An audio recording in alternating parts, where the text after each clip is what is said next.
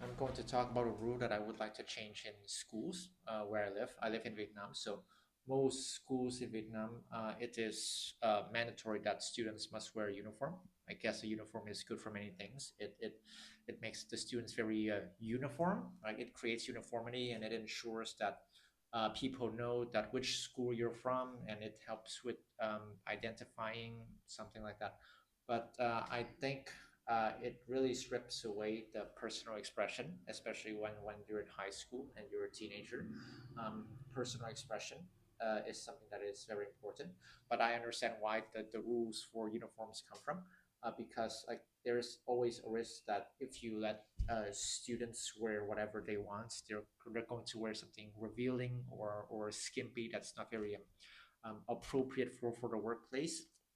um, but however, I think that the strict rules when it comes to uniform is actually too strict, and I think that a balanced approach would be more appropriate.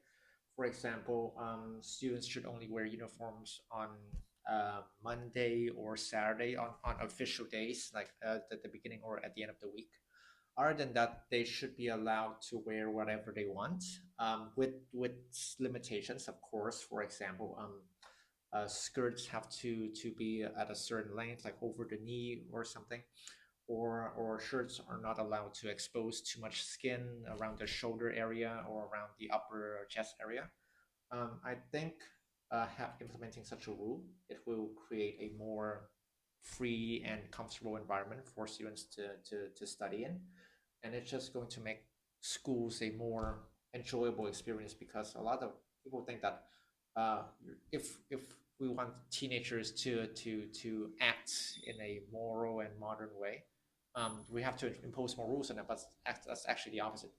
If you want teenagers to behave accordingly, you should give them a bit of freedom, and you should give them the space to express themselves a little bit rather than being too strict on them.